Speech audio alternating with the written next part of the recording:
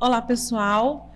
Me chamo Jaqueline, sou acadêmica do curso de Direito e hoje estamos aqui para mais um episódio do nosso podcast, Estação Família, que tem como lema Agindo com Mudança e Transformando Conhecimento em Atitude.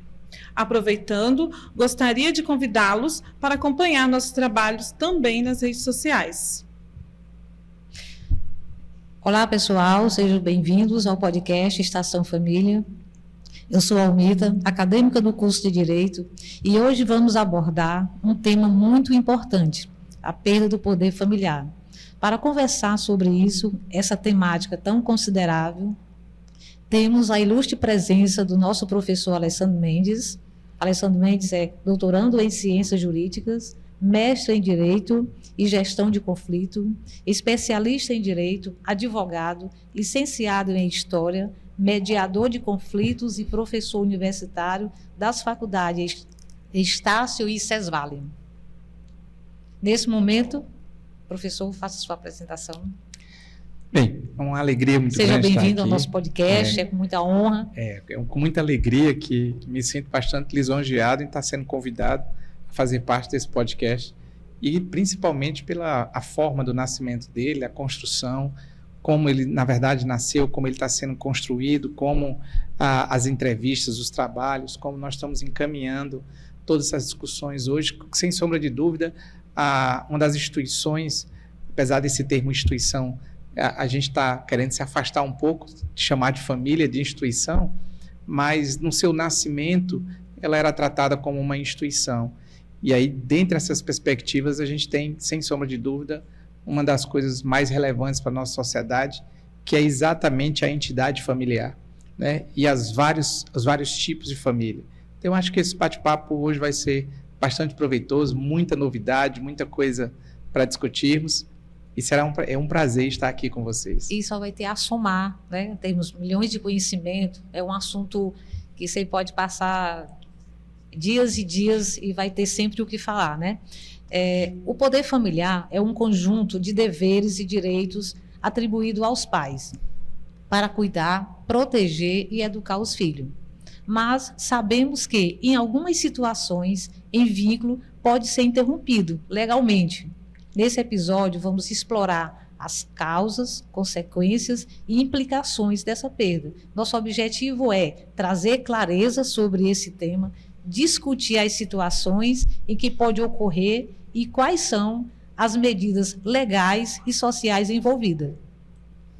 Então, professor, levando para esse tema, né, que é muito importante e que a sociedade precisa muito, né, de acompanhamento, técnicas, né, como a gente já tinha falado, sobre o tema família, né? O senhor que já tem aí uma vasta experiência, né, no direito, né, trabalhando também aí como mediador, já passou por vários conflitos, né? E aí eu lhe pergunto, como é que está a família? Como que estão as famílias? Então a gente vai começar, essa pergunta ela é muito inquietante, né? Nós vamos começar com o próprio conceito de família. Há até bem pouco tempo, nós tínhamos um conceito de família, uma família que nascia de uma relação única pelo casamento, e a partir dali era uma relação, um casamento heteroafetivo, e a partir dali você tinha a construção de família. O processo evoluiu, a Constituição recebeu as discussões da sociedade e passa a criar também como uma entidade familiar uma relação de união estável e as relações homoafetivas. Então, o próprio conceito de família, ele modifica, porque o que era antes a família, a gente pode dizer hoje que são as famílias.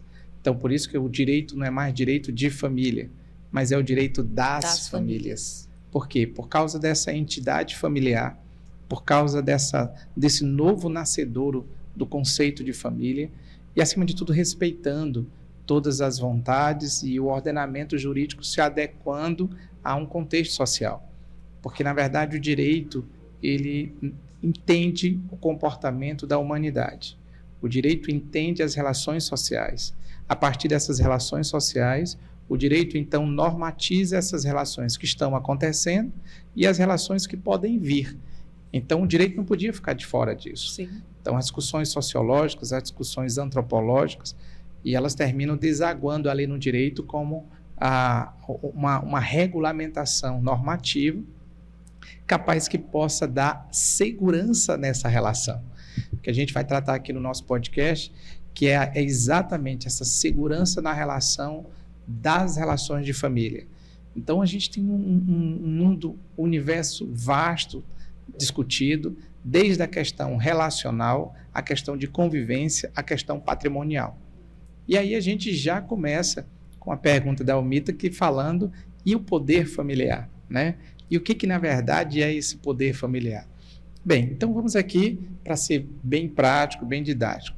Primeiro é como que nasce a família. Então a gente acabou de dizer que as famílias ou a entidade familiar, ela nasce com o ânimos de vontade, de pessoas que se gostam, que são apaixonados, que têm um interesse em comum, que buscam uma vida em forma conjunta, mas que têm um desejo, o ânimo de constituir família. Então, naquele momento ali, a família ela tem a sua consolidação, seja por uma relação de união estável, seja por uma relação de casamento. E uma vez constituídas as famílias, então é também mais do que natural, pela própria relação da humanidade, a construção dessa relação de família e o nascimento de filhos. Quando você tem uma relação de pais e filhos, nesse momento, você tem, então, as famosas obrigações que passam a nascer. As obrigações de quem, no primeiro momento, não consegue se auto-manter, se auto-administrar, se auto-organizar, que é uma criança. Com certeza. Então, é preciso que alguém a faça. E é aqui que nasce o que a gente chama de poder familiar. Antigamente, a gente chamava isso de pátrio poder. É muito comum você dialogar com uma pessoa e outra e ele dizer, mas fulano tem o pátrio poder sobre fulano. Então, esse pátrio poder, que alguns falavam anteriormente, ele foi modificado recentemente, agora em 2009, a gente teve uma modificação disso e com essa modificação passou-se a chamar de poder familiar. Exatamente a lei 12.010. Foi exatamente essa lei que foi ali o ponto impulsionador dessa modificação. Então, o que é o poder familiar? O poder familiar é eu, na condição de pai, você na condição de mãe, nós na condição de pais e mães, assumimos uma responsabilidade exatamente sobre alguém que, por uma situação, depende especificamente dessa relação. A primeira coisa que a gente trata é da famosa titularidade. Quem tem a titularidade do poder familiar? Então, quem são aquelas pessoas responsáveis? No primeiro momento, você tem os pais, ou você tem alguém que foi delegado por uma situação judicial para que assuma esse poder familiar. Então, a titularidade é a responsabilidade. Quem, de forma natural, tem essa titularidade? São os pais. Os pais, a mãe, o pai, a mãe, a mãe. Daí, se essas pessoas não estão exatamente exercendo essa função, aí entra o Estado juiz. E o Estado juiz, então, normatiza quem seriam aquelas pessoas que estão habilitadas para exercer o poder familiar sobre determinada criança ou adolescente. O segundo ponto, que é bastante relevante, é nós tratarmos, depois de discutirmos a titularidade, nós discutirmos exatamente qual é a finalidade. Qual é a finalidade do poder familiar? Por que alguém tem que ter um ordenamento jurídico, a partir dos artigos lá de 1630 até o 1638, o Código Civil, ele deu uma normatização sobre esse procedimento. Então, ele está ali dizendo assim, olha, o direito está dizendo àqueles responsáveis ou os pais que, ao exercerem o poder familiar, eles vão fazê-los dentro de um regramento.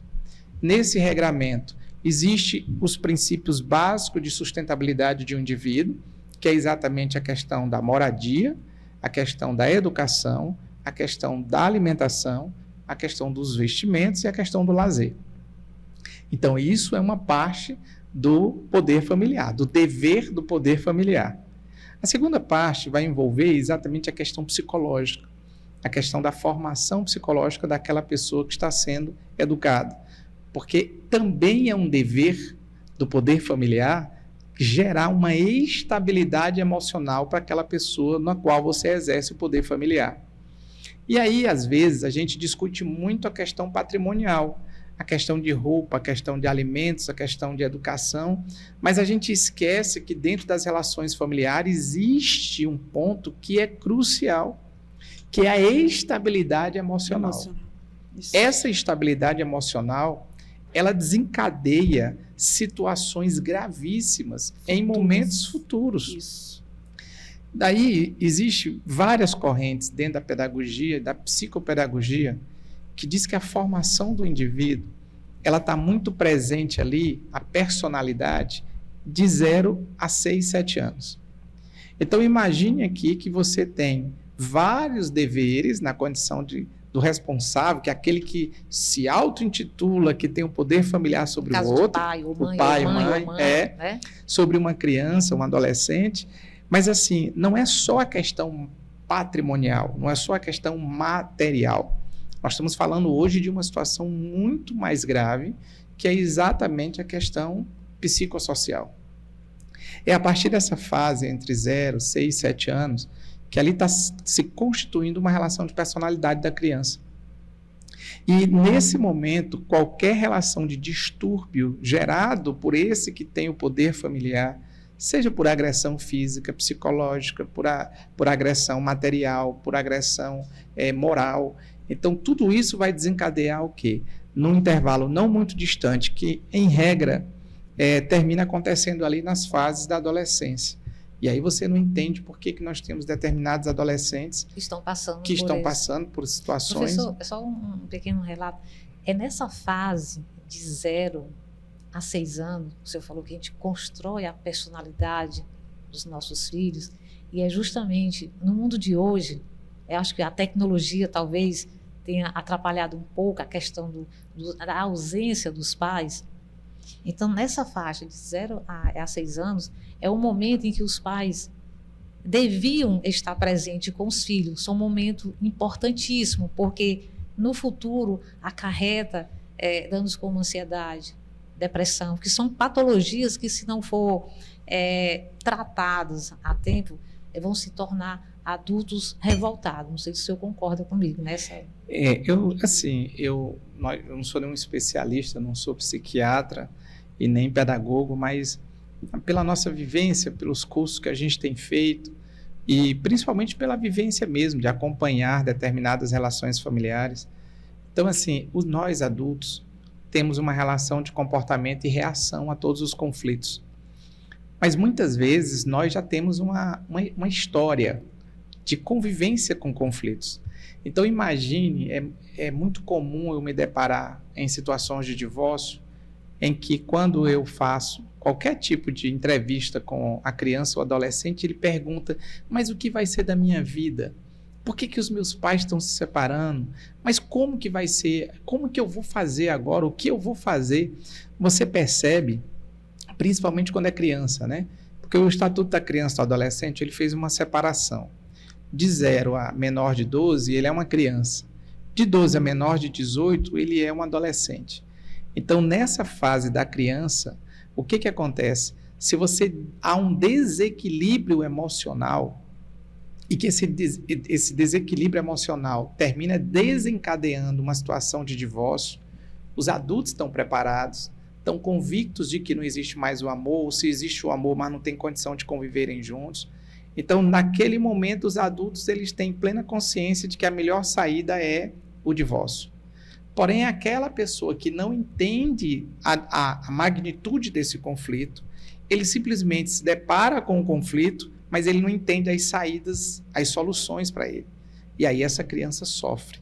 Então, assim, acompanhando alguns tratamentos, inclusive com grupos de psicólogos com crianças em situações de divórcio, em que os pais estão em situação de divórcio, é muito comum uma pergunta corriqueira dizer o que vai ser da minha vida agora e por que os meus pais não podem estar juntos. E naquele momento, no caso dos filhos, eles ficam no chão. É como se o chão estivesse perdido o chão naquele momento, porque eles estão acostumados, né, com a família, família completa, né? Pai, mãe, ou mãe, ou mãe, ou pai, ou pai. E naquele momento eles vão se sentir fragilizados e vão ficar numa situação muito delicada. Qual lado vai ficar? Eu fico com meu pai, fico com minha mãe, fico com minha mãe, ou com minha outra mãe, com meu pai, meu outro pai. Então, assim, são situações para criança e adolescente, assim, muito impactantes na vida deles, Não que tenha leva para a dúvida. vida adulta. Acompanhando muitas situações de divórcio, eu comecei a perceber que, às vezes, a gente vai alimentando o que é de mais negativo no outro. Então, dentro de uma relação, quando alguém decide construir uma família, ali produz o que nós chamamos de necessidades. Então, quando uma pessoa decide conviver com o outro, nascem as necessidades. Essas necessidades, citadas lá pelo Marshall, são as necessidades de quê? De ser bem acolhida, de ser amada, de construir uma família com filhos, construir as relações patrimoniais, construir as relações profissionais, educacionais. Quando essas necessidades não são supridas, elas geram sentimentos negativos. Aí o sentimento de raiva, de abandono, de rejeição, de maus tratos, de violência, de desamor. Porque o desamor acontece quando aquelas necessidades imaginadas não são supridas.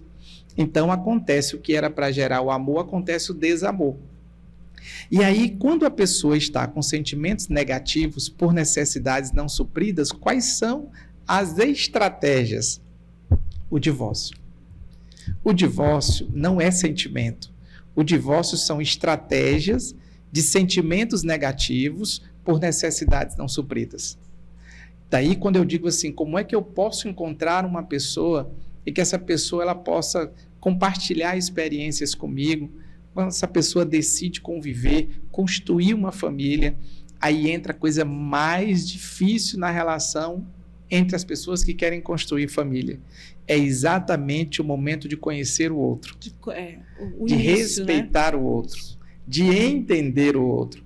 Porque quando você vai construir uma relação de família, você está construindo uma relação de somatória, não uma relação de subtração. Sempre para somar. É sempre a gente somando. Casa com esse pensamento de somar, de multiplicar. A gente soma, a gente não subtrai e nem tampouco divide.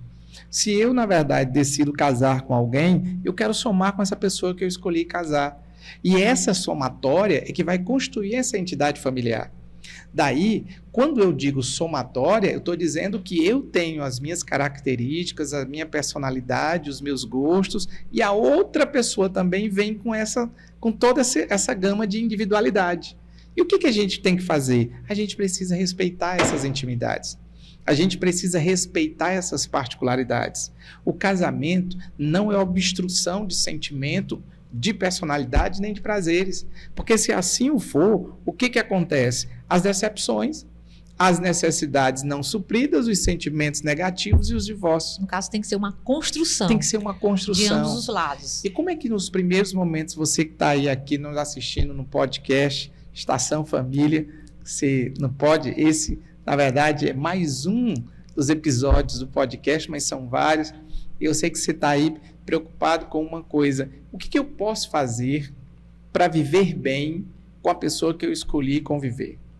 Essa é uma pergunta crucial. O que eu posso fazer para viver bem com a pessoa que eu escolhi viver? Veja só, a pessoa às vezes se pergunta, todos nós nos perguntamos isso, e a resposta não está em você, a resposta está no outro. Mas a resposta está no outro quando você identifica a resposta no outro. O que é isso, professor? Para ser mais claro, quando eu decido constituir uma relação de família com alguém, naquele momento é porque existe sentimento. O sentimento de abraço, de beijo, o sentimento de estar juntos. Bem, daí quando você tem isso, você vai para um outro ponto, que é o ponto nem só de amor vive uma relação de uma entidade familiar. Mas é preciso que a gente entenda, olha, existem muitas coisas que nos combinam. Né? São muitas características, são muitas coisas positivas, são muitas coisas agradáveis. E aí você vai para um terceiro ponto, que é o momento da decisão. É essa pessoa que eu escolhi viver o resto da minha vida assim que for possível. Eu estou acompanhando uma situação de divórcio agora e ela decidiu sair da relação conjugal. E ele não aceita. Ele não aceita de jeito maneira, ele está relutante. E aí ele diz, mas doutor, é inadmissível que ela queira me deixar. Eu disse, só essa sua frase já é motivo suficiente para ela te deixar. Porque no momento que você diz, é impossível que ela queira me deixar, mostra todo o peso narcisista que está em você. Todo o peso de achar que nós somos o centro das relações. E esse é o problema. Os vários narcisos que tem dentro das relações conjugais. E essas relações de família, elas têm sido afetadas por isso. Porque em vez de ser uma relação somatória, é uma relação somatória para mim, mas para você não. E aí é você que tem que me entender, e não eu tenho que te entender. Se eu sou mais inteligente, se eu sou o mais rico, se eu sou o mais bem nascido, que parece brincadeira, mas eu me deparo com uma situação que alguém pensa assim. Ah, mas eu fui mais bem nascido. Eu até me perguntei depois, eu sou historiador também, o que é o bem nascido? Porque essa história do bem nascido é lá de Roma. Isso é lá uma situação romana. Digo, mas será que nós estamos discutindo o bem nascido romano, os patrícios? Não pode uma situação dessa. Por quê? Porque ali é a carga do narciso. Se nós observarmos, parte dessas relações de crises familiares acontece porque o outro não entende o outro. Porque o outro quer modificar o outro. E aí tem um conceito que, assim, todo mundo dá esse conceito de empatia. Empatia é se colocar no lugar do outro para poder entender. Eu peço permissão aqui para todos os intelectuais para dizer que eu discordo desse conceito. Empatia não é eu me colocar no lugar do outro. Empatia é eu entender o outro do jeito que ele é. Se eu me coloco no lugar dele para poder entendê-lo, então eu não estou entendendo ele. Eu estou me entendendo na posição dele. Veja que se eu só entendo o outro quando eu me coloco no lugar dele, então eu estou indo para lá e eu estou me entendendo. Quer dizer, eu nunca estou entendendo o outro. Entender o outro é entender do jeito que ele é. Aceitá-lo, com as chatices, com as ignorâncias, com as vaidades, com as indiferenças. Isso faz um conjunto de pessoas que, quando você diz assim, eu vou construir uma relação de entidade familiar, eu tenho que estar preparado para isso. Professor Alessandra, me tire uma dúvida. O senhor concorda que, às vezes, os motivos do divórcio, às vezes, vem de um casamento que as pessoas casam de uma forma fantasiosa, que as pessoas às vezes não casam com um sentimento adulto, que eu estou preparado, entendeu, para caminhar em cima de pontes boas, pontes rachadas, pontes quebradas. Eu estou disposta a construir pontes para salvar meu casamento, porque eu creio assim, eu já tenho analisado o seguinte, que muitas vezes as pessoas veem o divórcio como uma válvula de escape. As pessoas não querem se sentar, dialogar e vamos procurar uma situação. Se eu gosto de você e você gosta de mim, então vamos salvar nosso casamento? Olha, vamos procurar um tratamento?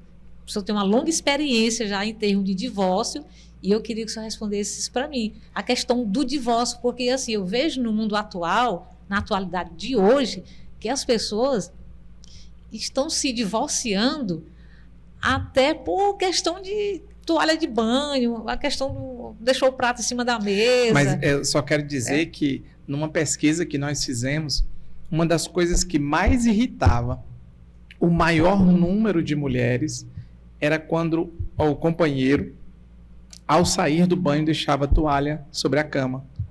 Diz que era uma das coisas que mais irritava e era a origem de muitos conflitos, não é?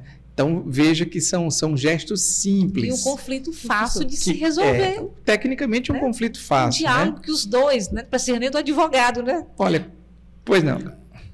Quando a gente... Quer perguntar? Depois, pode falar. Quando a gente discute família, o nascimento de família... Gente, o nascimento de família hoje, nós estamos vivenciando a fase mais extraordinária. Porque, ao longo de todo o processo histórico, ninguém casava com quem queria. Não existia o casamento por amor, existia o casamento por obrigação. Verdade. E detalhe, esse casamento por obrigação não poderia ser divorciado. O divórcio é coisa agora do final do século XX, lá dos anos 70. Então observe que durante muito tempo ninguém escolheu com quem casar. As pessoas escolhiam pela gente E nós éramos obrigados a viver com isso. E até amava, né? Até amava. Até... Eu tinha que amar, porque eu não tinha outra Divórcio saída. foi uma carta de alforria, né? estratégias para conseguir amar aquela pessoa. Né? Você tem que encontrar um amor. Se ele não existisse, ele vai existir. Porque o divórcio foi uma carta de alforria, né? O divórcio, quando muitas pessoas, naquele primeiro momento, foi muito criticado, né? A lei do divórcio foi muito criticada, as instituições que se manifestaram contra a própria lei. Mas, gente, eu vou dar aqui uma opinião, talvez isso seja a maior repercussão, vai dar uma confusão no podcast, mas eu acho que chega uma idade na nossa vida que a gente tem que ser verdadeiro. O divórcio foi um dos maiores movimentos vanguardistas no direito da mulher. Nós estamos falando, se você perguntar, você é favorável ao divórcio? Eu vou dizer que não. Você é favorável à dissolução da união estável? Eu também vou dizer que não. Mas se eles decidirem fazê-lo, tem meu total respeito. Porque hoje nós estamos vivenciando um momento que eu posso escolher com quem eu vou viver. Com certeza. Eu estou escolhendo com quem eu vou viver. E ninguém casa para se separar. Isso. Ninguém tem essa intenção, né? Eu posso escolher com quem eu vou viver, eu posso escolher com quem eu vou construir a minha relação de entidade familiar. Então, olha que coisa extraordinária nós estamos vivenciando a atualidade. E é dada a essa pessoa também dizer o momento que ela não mais quer continuar. Quando a lei do divórcio surgiu, a lei do divórcio ela foi um momento de ruptura, exatamente como um ato vanguardista para as mulheres. Porque até então, muitas mulheres eram subjugadas numa relação conjugal de violência moral, violência psicológica, violência material, violência física. E o que era naquele momento a lei do divórcio? Era dizer que a violência ela não combina com a entidade familiar. Inclusive, o ato de violência entre os responsáveis pela criança e o adolescente é um dos motivos que pode chegar à perda do poder familiar ou à suspensão do poder familiar. Então, se alguém quiser, aqui no podcast, perder o direito, que acha que é um exercício sobre o seu filho e sobre a criança ou adolescente, está exatamente na violência física. Então, era comum algumas pessoas serem educadas à base de violência física, de castigos físicos, mas isso foi um outro tempo histórico. Depois do Estatuto da Criança e do Adolescente, a Lei 8.069 de 90, dali em diante, dentre todos os outros ordenamentos jurídicos brasileiros, há uma superproteção de quem? Daqueles que em determinadas situações podem ser vulneráveis. Quem são essas pessoas que em determinadas situações podem ser vulneráveis? Todo aquele que não consegue se proteger do agressor de forma própria. Quem está numa situação em que individualmente não consegue se defender do agressor, então naquele momento ele está numa situação de vulnerabilidade. Seja a criança, seja o adolescente, seja o idoso, seja o adulto, seja qualquer pessoa que esteja numa situação que sozinho ele não consiga se defender, nesse momento ele é vulnerável. Então a criança, em regra, ela está dentro de uma relação com o adulto, ela está numa situação, na maior parte, de vulnerabilidade. Vulnerabilidade física, vulnerabilidade emocional e vulnerabilidade exatamente patrimonial e de sobrevivência. Então, você está falando de um adulto numa relação com uma criança. O que o Estado diz? Olha, nessa relação de vulnerabilidade eu tenho que entrar. E aí ele entra como aquele que desrespeitar essa relação, ele perde o poder familiar. Ele é suspenso o poder familiar. Eu tenho um caso que foi um caso, assim, para mim foi emblemático, né? Foi uma situação, a criança, ela estava tendo comportamentos atípicos dentro de casa, o pai estava no quarto assistindo uma televisão e a mãe chateada com o comportamento da criança, e o que aconteceu foi que o pai foi até a sala, bateu na criança, só que ele bateu numa proporção acima da razoabilidade, e aí deixou marcas na criança. A vizinha viu a criança que chorou muito, ligou para a polícia viu a criança com hematomas, ligou para o Conselho Tutelar, o Conselho Tutelar, então, conduz com a autoridade policial o pai à delegacia, e na delegacia o delegado toma a decisão de enquadrar o pai por crimes de maus tratos, enquadrar o pai por lesão corporal, e o pai ficou preso. O pai ficou preso. No dia seguinte, numa audiência de custódia, o pai saiu. E a saída do pai da audiência de custódia foi exatamente seguida de uma medida cautelar. Qual era a medida cautelar? Ele não pode se aproximar do filho por 250 metros. Então, imagine aí, veja só. Aí, no caso, teve uma suspensão no momento? Aí é uma suspensão. Nesse momento, né? É uma suspensão. Temporária, É uma situação temporária, até que os órgãos de Estado atuem e possam ver se aquilo é corriqueiro, se aquilo é contínuo, ou se foi um ato isolado, qual é o impacto que isso vai provocar exatamente na criança. Então, o Estado está aí, através da autoridade policial, através do Conselho Tutelar, exatamente para atuar na defesa de quem é esse hipossuficiente. Na verdade, hipossuficiente não, quem está na situação de vulnerabilidade.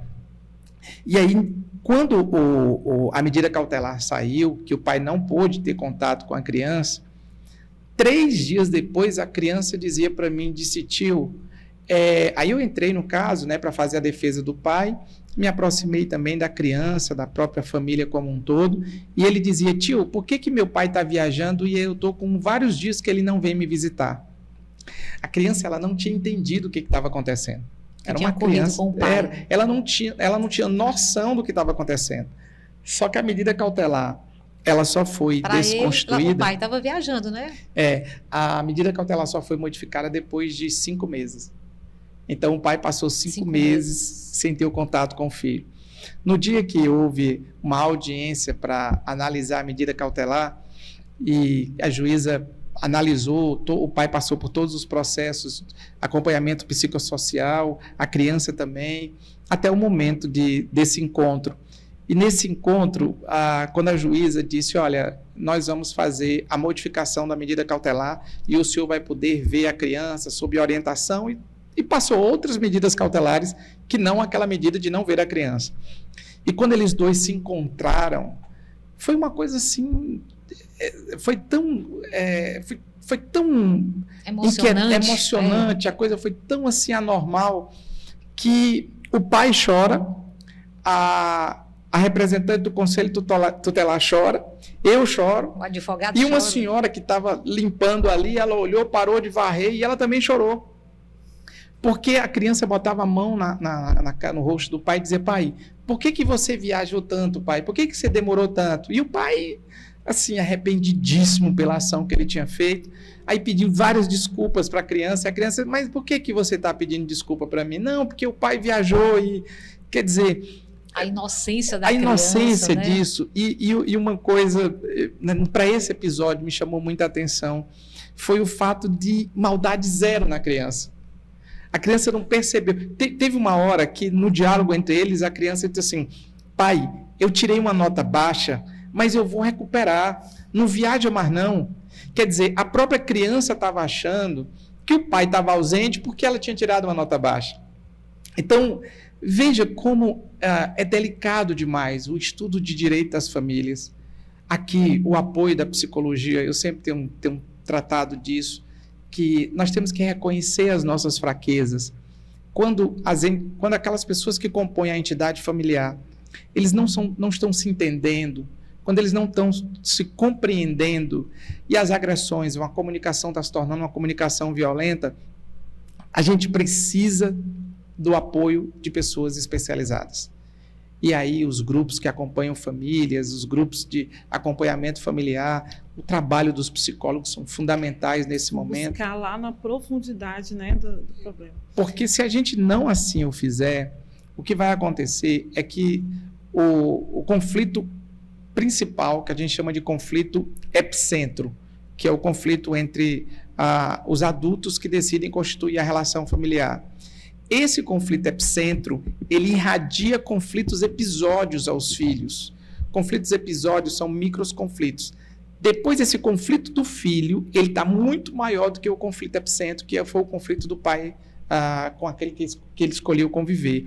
Então, a gente precisa ter um diagnóstico claro, uma percepção clara de que a gente tem que entender que isso gera situações gravíssimas.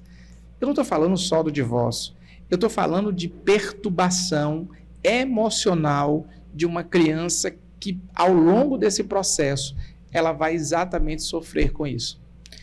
E não tem a lei que normatize isso. O Estado vai tirar o poder familiar do responsável. Tá, por várias vezes, decisões judiciais retiram isso, mas é uma ferida que fica exatamente naquela criança e do adolescente, que até entender todo esse processo, a gente vai ter uma pessoa que vai... Até sarar, né? Até sarar. É como se você tivesse aquela ferida, você coloca um curativo, depois tem que repor novamente. Daí eu dizer e aí, que... A gente fica aquela cicatriz, né? A gente está usando aqui o termo sarar para ficar mais fácil para todo mundo, até o acompanhamento de um profissional.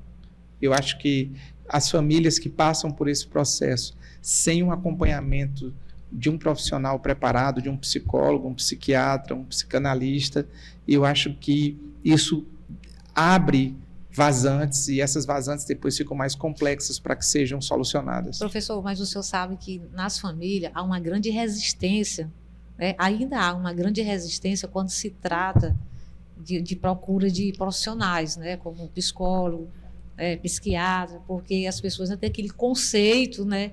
Não, na minha família ninguém precisa disso. Então, acho que a sociedade tem que abrir mais a mentalidade para esse tema.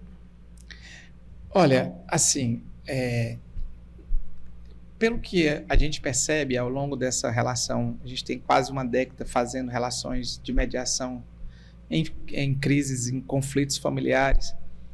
Existem alguns pontos que a gente entende que é o gargalo. Quando você não tem a autoconfiança na relação conjugal, na relação familiar, o que acontece? Existem os pseudos nascedouros de fatos não verídicos. E aí, no meio disso, provoca o ciúme. O ciúme é um fator extremamente danoso para a relação. Porque o que é o ciúme? O ciúme, primeiro, ele é inerente a todo ser humano. Todos nós temos ciúme. Dentro das relações sociais, o ciúme faz parte. Você tem ciúme dessa caneca aqui, que ela está no meu nome, e alguém pega essa caneca, eu digo, opa, deixa aqui. Existem alguns pensamentos ainda, apesar de toda a modificação que nós tivemos, mas é fato e é real, inclusive todas as mulheres, muitas das mulheres que sofrem violência doméstica, o agressor, ele a ver como um objeto dele, ele a ver como um patrimônio dele. E por ver como um patrimônio é que ele acha que ele pode fazer o que ele bem entende. Então, por maior que seja a legislação de proteção, por maior que seja uma legislação de formas de inibir qualquer que seja esses atos, mas isso é uma questão cultural. E a questão cultural, o DIPI vai dizer o seguinte: a política, ela se desfaz da noite para o dia. Se o presidente sair hoje, amanhã já é uma nova política. Já muda tudo. A economia, se o real quebrar hoje, quem vende a batatinha aqui na frente só vai ter o impacto disso daqui a 6 meses. Mas a cultura não. A cultura é de avô para filho, de avô para filho, para neto, para bisneto. E é uma questão cultural patrimonial. E esse processo está enraizado. Quando que esse processo começa a se libertar? Eu entendo com as lutas, não é as lutas no direito das mulheres, mas foi a luta das mulheres pelos seus próprios direitos.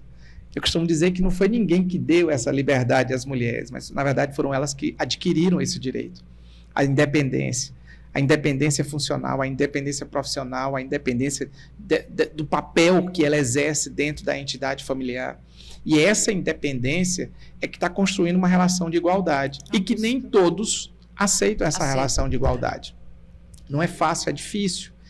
Então, o ciúme ele é um combustão, ele é um nascedouro de muitos conflitos. E a segunda parte, sem sombra de dúvida, é quando a gente não respeita o outro. Quando a gente não conhece o outro. Vou fazer uma pergunta a você que está assistindo aí o podcast. Se você tem uma relação com alguém, se você vive uma entidade familiar, deixa eu te fazer uma pergunta. 3 perguntas. Qual é a cor predileta da pessoa que você convive? Qual é a cor que ela mais gosta, ou ele mais gosta? Segunda, qual é o prato predileto? Me diz aí o prato predileto dessa pessoa. Me diz se é galinha, se é frango, se é carne, se é sushi, se é pizza. E o terceiro, me diz um lugar que essa pessoa gosta ou que ainda não foi, mas tem muita vontade de conhecer. Se você responder essas 3 perguntas, é porque você está olhando para a pessoa que convive com você. Agora, se você não responder nenhuma, eu preciso dizer, cuide urgentemente em olhar para outra pessoa, descobrir o que faz a outra pessoa feliz, descobrir o que encanta a outra pessoa, descobrir o que deixa a outra pessoa confortável, o que deixa a outra pessoa alegre. Interessante porque quando você conhece a outra pessoa, quando você sabe, inclusive, as reações que a outra pessoa vai ter, quando é que a gente consegue fazer isso? Quando a gente se olha. Muitas pessoas hoje saem, estão em vários lugares, mas os aparelhos telefônicos têm tomado a dimensão das relações comportamentais. Professor, considerando todo o contexto, né, toda a experiência, toda a sua fala, eu queria lhe fazer uma pergunta. Se houve ou há alguma estatística, uma pesquisa que mostre que a causa maior, né, de divórcios, ou divórcios assim rápidos, né, casou hoje, já amanhã já pensa em separar, se seria a escolha, né, o momento da escolha. Se foi feita a escolha no tempo certo. Porque a gente vê, e hoje a gente até vê que os jovens não querem casar mais, né? Por conta de separações, né? Muitas separações, muitos conflitos. E esses que já casaram, que estão se divorciando, eu lhe pergunto, será que tem algo a ver com a escolha? Se esse casal realmente soube se escolher, né? Se houve um namoro, né? Um namoro num tempo hábil, né? Para dizer realmente essa pessoa, se isso é relevante, né?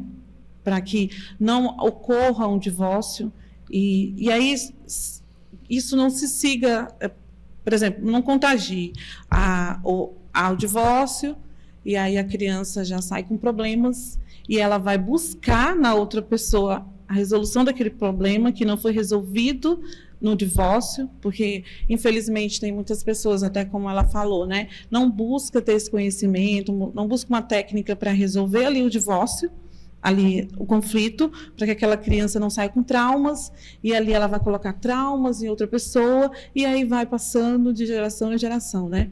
Então, eu lhe pergunto, será que a escolha, né, impacta muito, né, em um casamento excelente, um casamento feliz, né? Porque não é 100%, né? Mas a gente consegue, talvez, um relacionamento 70%, 80%, né? Feliz.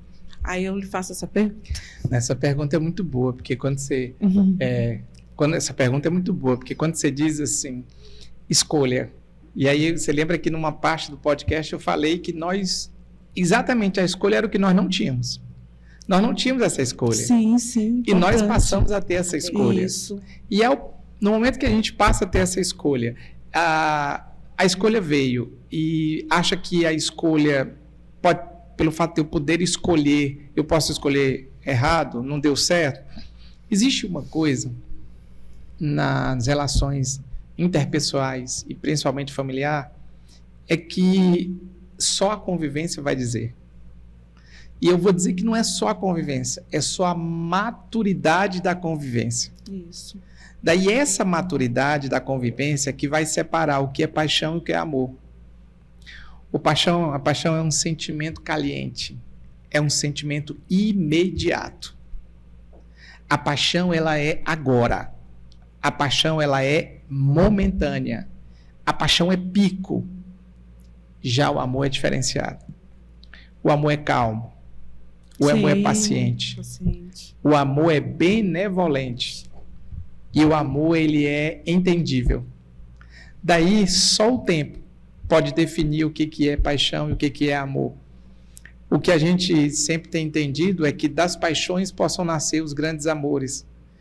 Mas eu, na condição aqui de professor e de mediador, eu posso dizer o que tem. A gente fez, inclusive, a gente está dentro de um grupo de pesquisa sobre o que provoca o nascimento dos divórcios. Essa pesquisa a gente começou a fazer em janeiro de 2023 e ela termina agora em dezembro de 2024.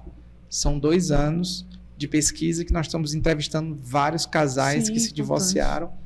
Eu não sei se vocês sabem, mas a cidade de São Luís era a cidade, em 2021 e 2022, foi a cidade com o maior número de divórcios proporcionalmente do Brasil. A cidade que mais se divorciava do Brasil nesse período foi São Luís. E a gente, inclusive, foi para São Luís e passou 6 meses em São Luís, entrevistando as pessoas para tentar entender o que é a causa disso. E assim, a gente ainda não tem a tabulação de todo o diagnóstico, desse diagnóstico, mas pelas entrevistas que foram feitas, sem sombra de dúvida, a gente se apaixona por quem você admira. E você só admira aquela pessoa que tem a liberdade para dizer quem ela é, o que ela gosta, o que ela faz. E quando você olha para o que ela faz e admira o que ela faz, há ali uma linha tênue entre a paixão e o amor. Então, quando as liberdades são colocadas de forma tranquilas dentro da relação familiar, dentro de uma relação de quem decide constituir uma entidade familiar, a tendência é os conflitos serem solucionados de um jeito bem mais fácil. Sim. Então, se você estiver aí nos ouvindo, que está nos ouvindo, respeite a pessoa que convive com você. Permita que ela seja do jeito que ela é. Não tente castrá-la, não tente restringi-la, nem tampouco construir uma gaiola para colocá-la dentro. Porque por mais que você tente fazer isso, o que vai acontecer é que essa pessoa vai ficar até um tempo preso. Mas na primeira oportunidade que a janela estiver entreaberta, ela voa e vai embora. Porque entidade familiar é de uma forma extraordinariamente prazerosa, mas ela só pode existir quando as liberdades e as individualidades são respeitadas. Professor Alessandro, numa relação a dois, eu queria saber do senhor o que é que o senhor dá mais ênfase dentro dessa relação. Porque dentro de uma relação existem N fatores, mas eu considero 2 que para mim é primordial. É o amor, né, e o respeito. O senhor considera que o respeito, em momentos difíceis, ele pode superar aquela dificuldade que o casal está passando, em termos de, não, eu não vou fazer isso porque eu tenho muito respeito por essa pessoa. Então, eu quero saber se existem momentos em que o respeito vai falar mais alto do que o amor. Porque, claro, ambos, né, juntos, eles são praticamente assim, inderrotáveis, né? Ninguém derrota. Amor e respeito juntos, eles são muito fortes. Eu acho que são 3 palavras que vão caminhar juntos: amor, respeito e liberdade. Se nós conseguirmos, dentro dessa trilogia, respeitar as particularidades dessas palavras num campo prático, certeza absoluta que qualquer que seja o conflito, ele fica do tamanho de um grão de areia. Por quê? Porque quando se tem o amor é porque você escolheu que essa pessoa seja a pessoa amada e que você está compartilhando experiências com ela. Daí, se existe o respeito e o amor, eu compreendo um monte de coisas que essa pessoa faz. Olha como é que nasce o conflito, quando eu não aceito o que ele faz. Mas Perfeito. O que ele faz ou ela faz, na verdade, é a liberdade dela. É a personalidade dela. Tenho que respeitar. É a vontade dela. E outra, professor, que a gente muda através da aceitação. Né? Quando a gente é aceito, a gente muda por amor. Né? Então, há possibilidade de mudança, eu acredito, no relacionamento. Né? Eu vim com um defeito que para o outro não é suportável, mas se eu sou aceita com aquele defeito, com o tempo eu vou alterando ali por conta que eu amo aquela pessoa e eu quero ver ela feliz, né? Então há esperança de mudança, mas com aceitação, né? Amor é quando você torce. Isso. Amor é quando você vira ponte, vira escada. Amor é quando a outra pessoa diz que vai fazer determinada coisa e você não sabe nem o que é direito e você diz, estou aqui, pega na minha mão, vai lá e se não der certo eu te puxo. Amor é quando você compartilha experiência e amor é quando você não cria situações fantasiosas. Amor genuíno, né? O amor só existe quando eu sou quem eu sou. Sim. Você tem que me aceitar do jeito que eu sou. Amor é quando eu posso chorar, posso sorrir. Amor é quando eu tenho que ser criança, uma brincadeira na relação conjugal. A relação de que eu me torno uma adolescente, tudo isso faz parte. O abraço, o beijo, a fraternidade, a brincadeira, a alegria, a satisfação. Perfeito. Então, tudo isso faz parte de uma relação, de uma convivência, você e a pessoa que você escolheu.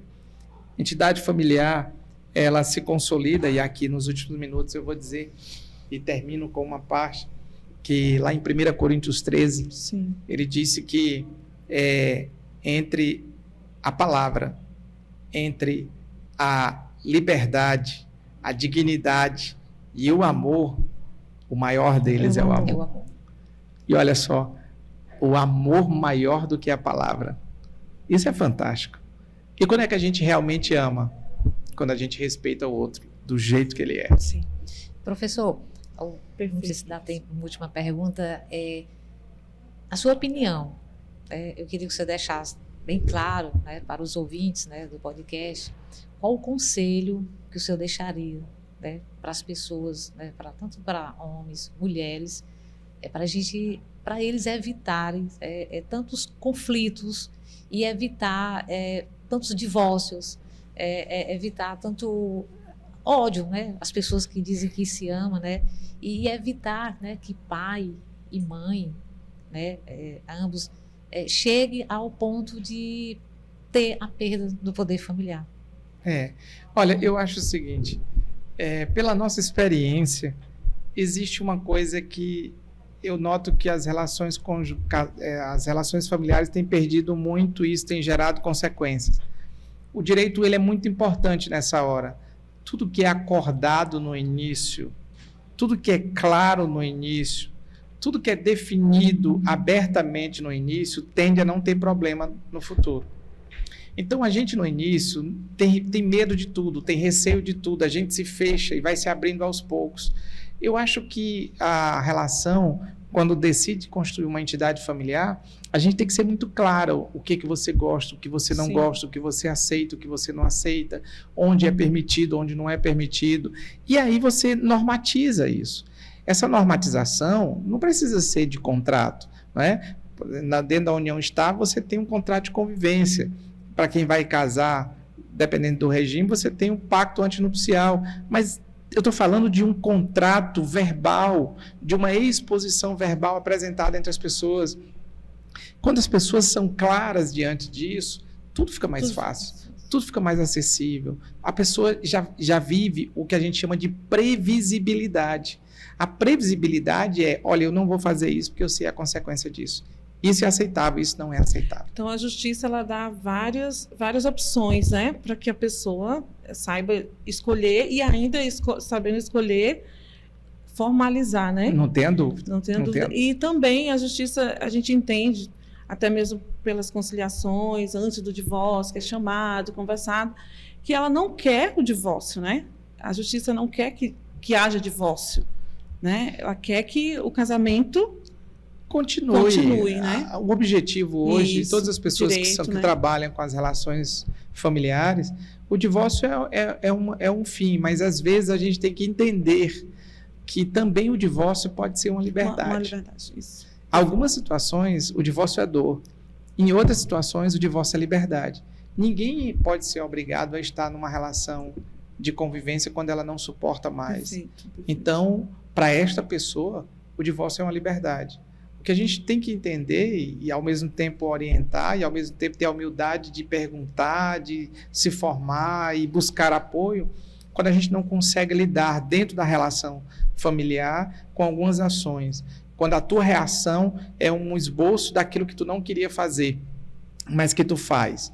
É nessa hora que um terceiro ele é muito importante para auxiliar. Sim. Agora eu queria que você deixasse um recado, um conselho, né? Já que o senhor é um excelente conciliador, mediador, eu queria que você deixasse um recado para os pais. O que é que eles podem fazer para salvar seus filhos, tanto eles criança, adolescente, jovens, para que essas crianças, esses jovens, esses adolescentes, eles cresçam e se desenvolvam de uma forma saudável, entendeu? Para transitar numa sociedade sem tantos conflitos. Ao longo de todo o nosso podcast, eu usei uma palavra principal, como tema principal, chamada liberdade. Eu prezo muito por ela e respeito muito a liberdade. O pai, a mãe, os pais, as mães, que decidem ter sobre o poder familiar de alguém, tem que entender que aquela pessoa, ela tem as suas liberdades e as suas individualidades. Impor regras, e principalmente regras profissionais, pode ser catastrófico para essas pessoas. A gente tem que entender que, por maior que seja a nossa experiência de vida, experiência social, familiar, remuneratória, a gente tem que respeitar essas particularidades, respeitar essas individualidades. E respeitando essas individualidades, a gente tem produzido crianças, adolescentes com convicções. Nós não podemos frustrar, nós temos que dar essa liberdade. Eu não posso castrar, eu tenho que abrir portas. E o que, na verdade, aqueles que têm a responsabilidade educacional, familiar, que naquele momento tem o auxílio de gerir essas crianças e adolescentes, eles, na verdade, precisam entender que durante a caminhada, cada um tem a sua própria jornada. E esses que são os responsáveis, eles têm que fiscalizar, orientar, analisar, mas cada filho tem que ter a sua própria trajetória. Perfeito. A caminhada, por maior que seja árdua, como diz Cora Coralina, não é a partida e nem a chegada, mas é a caminhada. Permita que os nossos filhos possam caminhar. Professor, a gente só tem a agradecer a sua presença, né? O senhor ter tirado um pouquinho do seu precioso tempo, o senhor ter fracionado o seu tempo e ter dividido esse momento agradável conosco aqui da família Podcast. O senhor faz parte, o senhor aumentou, o senhor nos motivou. Se nós estamos aqui hoje, é graças ao seu incentivo. Então, nós somos uma equipe unida, queremos continuar unida e sempre contando com a sua presença, com a sua opinião, com seus conselhos, com seus ensinamentos. Muito obrigada. Eu que agradeço. Também, professor, quero agradecer aí suas extraordinárias palavras, né? Sua experiência, que sempre dando um show aí, tanto em aula, né, como também aqui no podcast. E agradecer realmente a sua presença. Tudo aqui que o senhor falou realmente vai contribuir, né, com as pessoas que estão vendo. Conhecimento, né, nunca é demais. E que o senhor possa, assim, continuar dessa forma, passando conhecimento. E, assim, a gente percebe que o senhor passa conhecimento, mas, assim, com vontade, né, de que as pessoas realmente pratiquem, né, com esse amor, assim, de que realmente vá lá e faça, que vai dar certo. E que a gente só tem que agradecer mesmo, e a gente se sente, assim, privilegiada, honrada em estar aqui no último, né, desse ano, né, e que venha mais, que o senhor possa estar presente. Muito obrigada. Eu que estou extremamente lisonjeado, vaidoso, por estar nesse podcast com vocês duas aqui. Uma alegria muito grande. E 2025 vem muita coisa nova no Estação Família. Grande abraço a todos. Muito obrigada a todos. Muito obrigada.